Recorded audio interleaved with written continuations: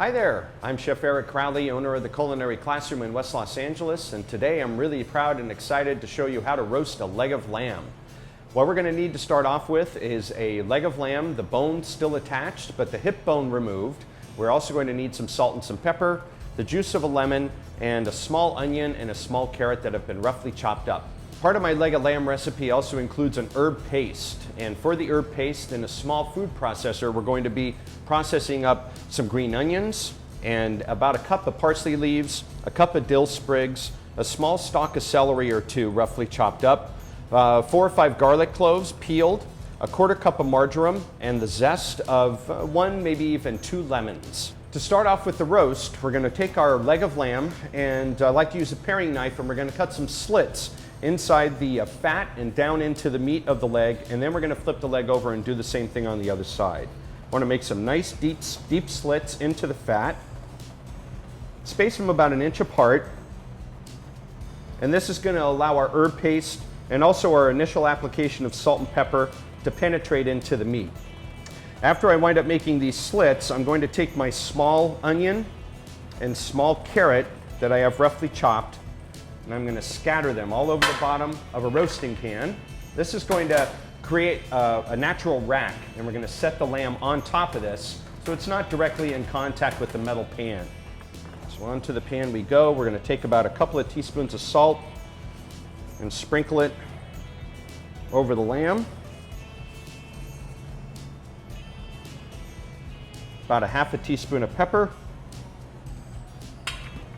And then I'm going to pour about the juice of 1 lemon all over the top.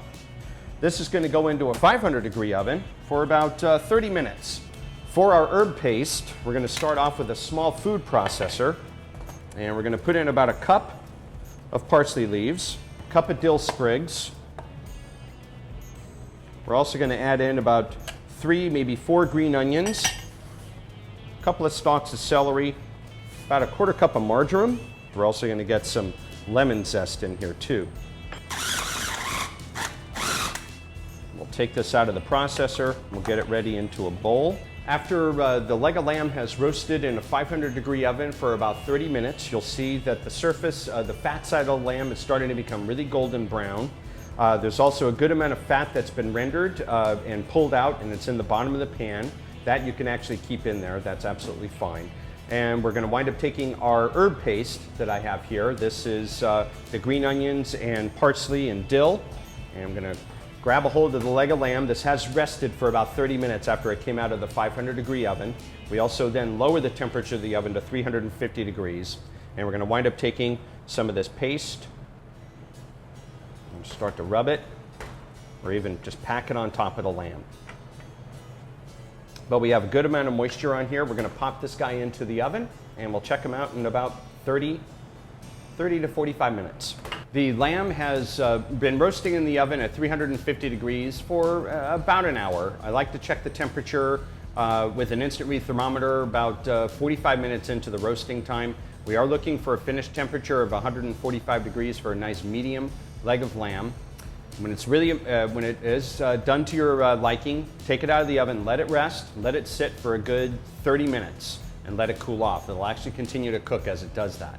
This wonderful leg of lamb, as you can see here, is ready to go onto a platter. You can actually carve it on the platter and serve it right to your guests. Sunday brunch, Easter is coming up, so that's a really wonderful dish to serve for a lot of people. Mashed potatoes are a great side dish. You can incorporate some other vegetables in with your potatoes, like carrots or turnips or cauliflower. Roasted Brussels sprouts would be a great side dish, steamed asparagus, just to name a few. So after the leg of lamb, I have it on the platter here, almost ready to serve. Keep in mind the roasting pan that the leg of lamb was in. The vegetables that are in here are really just acting like a rack. You can try and taste them if you want. They really don't have a lot of flavor. The flavor is now in the liquid. So the juice that came out of the lamb has a lot of wonderful flavor to it. And I'm actually going to take this little bit, get a spoon and get that right over the leg of lamb. Let that soak into that herb crust. Let it drip down the sides. Servable right from the platter. You can carve it right on the platter. This is our roasted leg of lamb. Thanks again for watching. Be sure to subscribe so you can get some additional information. If there's a recipe that you would like to see me make, feel free to send an email to requests@mahalo.com. Thanks again, and I'll see you soon.